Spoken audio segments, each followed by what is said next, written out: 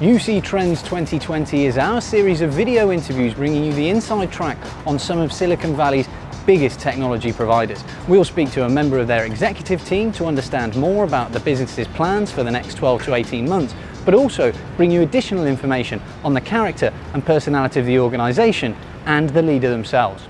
Customer service is important everywhere in retail organizations, but also for enterprise customers, and Talkdesk specialise in customer experience software platforms. Their CEO and founder, Thiagos, told us more about their plans for the future and also gave us an insight into the trends that are impacting their provision of customer experience software.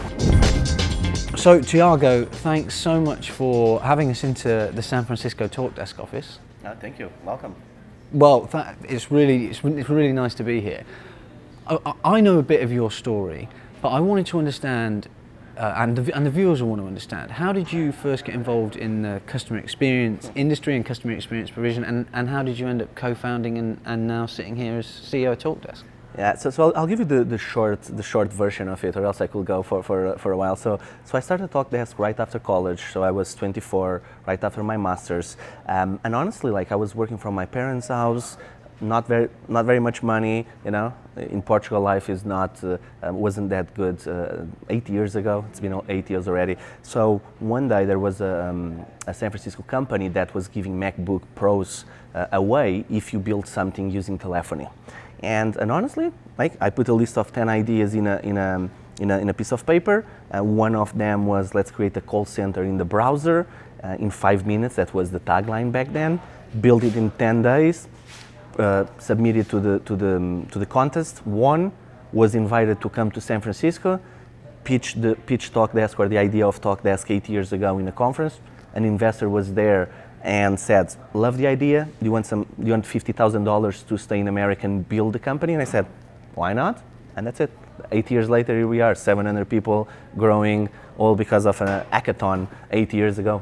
Well, that's an incredible story. Was that not incredibly daunting to come over from that initial idea that you've got in your head, and then to sit in front of investors and sort of have to explain it and ratify this for people who are, you know, used to investing money in businesses? Yeah, it was very interesting. So in the beginning, like, we had no experience in contact center. I never said we were super experienced, which was a huge advantage because we were able to build a product that we thought people would love, and that's what we did. We built a product that's simple to use, simple to set up, but at the same time has all the functionality that customers need. So it took us a while to figure out the right pitch, took us a while to figure out what we were doing and what was our industry exactly. Was it a UC or was it contact center? Were we going SMB? Were we going mid-market or enterprise? Took us a while, but after a while and a lot of practice rounds and failing a bunch of times, you figure out, and then you nail your pitch and you just do it a million times after that. And the growth of Talkdesk has been pretty spectacular, and I know that you've got some pretty big plans as well. What do you attribute the success to? So over those last 8 years, we're now sitting in a lovely San Francisco office. You've got offices all around the world. What do you attribute that success to? What's sort of the secret ingredient of Talkdesk's growth? For us, so the first 3.5 years were not as fast as now. Like, it took us a while to figure out the product, took us a while we spoke with a lot of customers, a lot of prospects to really figure out the product we wanted to build. So in the last 4.5 years, we went from 10, 15 people in an office in Portugal, and I was working from home here in San Francisco, and now we have 700 plus people. 7 offices. We just opened an office last week. We keep open offices in different countries.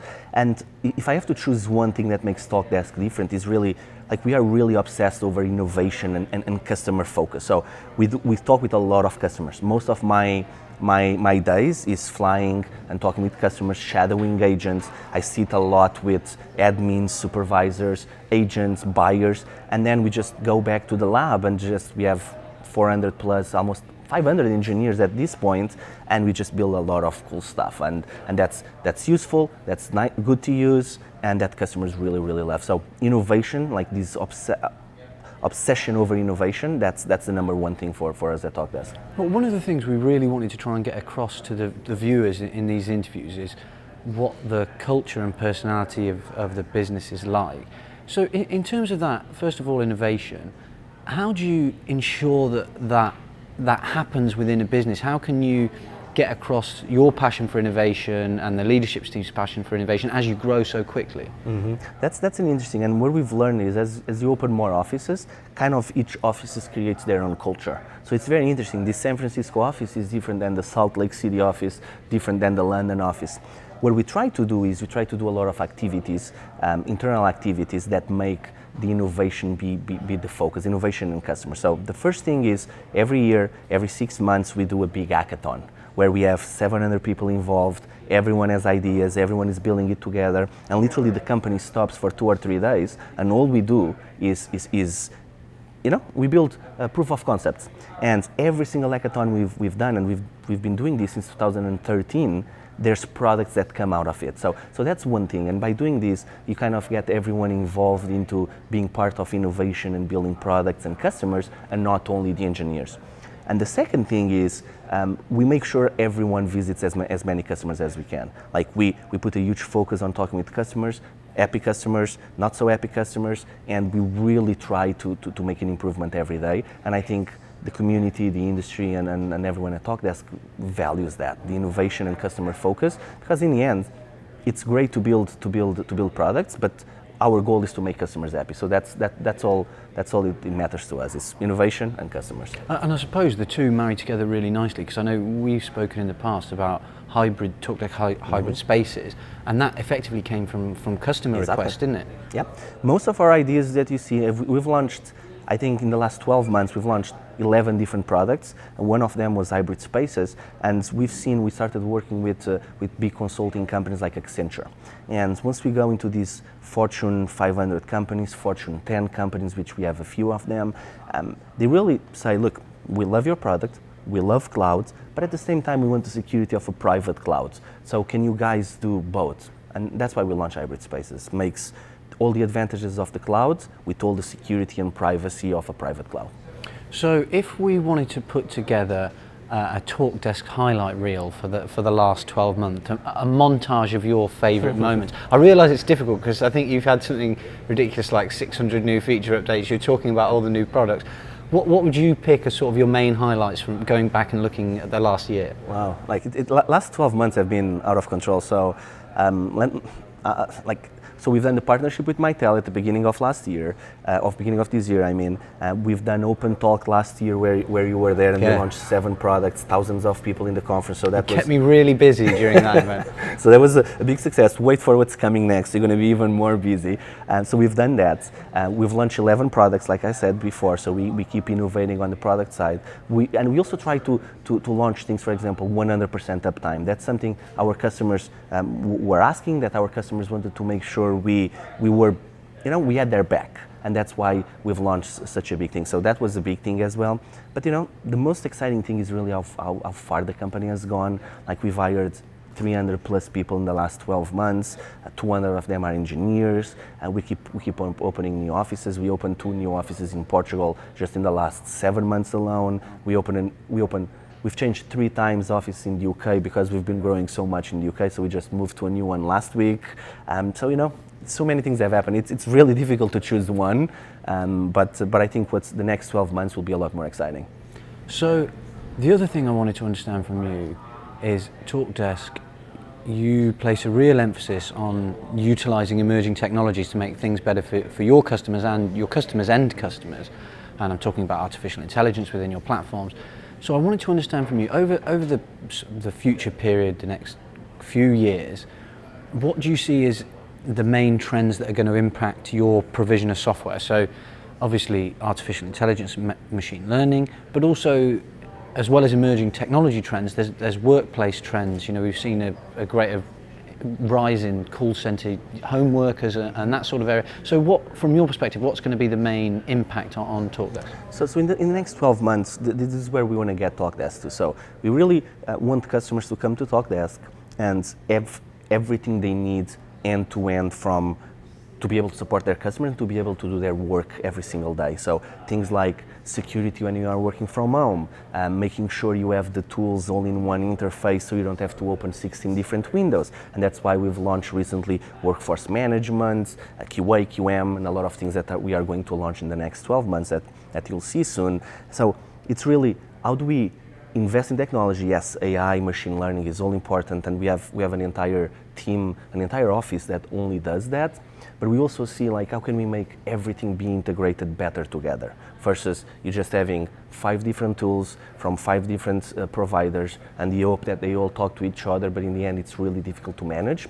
So I'll say, just to sum up, the answer is, 1, make sure everything is integrated, all the tools you need to do your job in one simple interface, all integrated with one another. And the second thing is using technology like artificial intelligence, machine learning, and all of the above. There's 1,000 terms people use now for artificial intelligence to really build tools that help the agents and supervisors and customers. So those are the 2 trends you'll see probably in the next 12 months, and we have a lot of exciting things on those 2 topics. And I wanted to ask you about the market in general.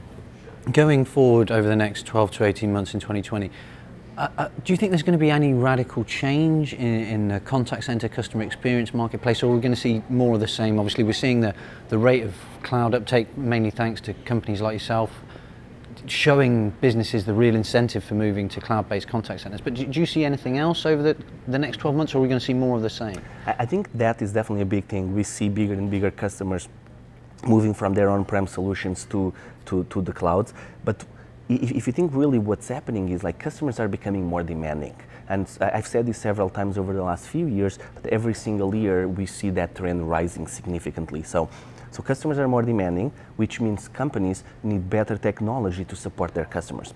So what's happening is this combination of companies need to support their customers in a better way, in a faster way, in different channels, etc. And at the same time, the technology is evolving very, very fast. So I think in the next 12 months, we'll see new ways to augment the agent's ability to answer phone calls, chats, emails, etc. And we'll see at the same time a lot of these on-prem companies realizing that they need to move to a solution that's a lot more scalable, flexible, and can be integrated within the rest of the company. So finally, if we had a magical time machine and you and I could go to New Year's Eve next year in 2020, and we look back at 2020, the year to come now, what from your perspective would have made it a success for Talkdesk? So our goal every single year is to keep doubling. We believe like if we keep doubling, we'll get to our goal of being the best contact center solution, best customer experience platform in the market. So I'll say if we were next New Year's Eve, I would like to look back and say, okay, we doubled everything we wanted. We doubled revenue, we doubled customers, we doubled number of employees and functionality and products that we have in the company. So we are very focused on the doubling year because you need to have a goal, right? So what's better than doubling? So I'll say we double everything we set ourselves to. We'll settle for twice as much as everything. Well, Thiago, thank you so much for having us into the office and talking us through your plans. No, thank you. It's my pleasure. You guys are always welcome.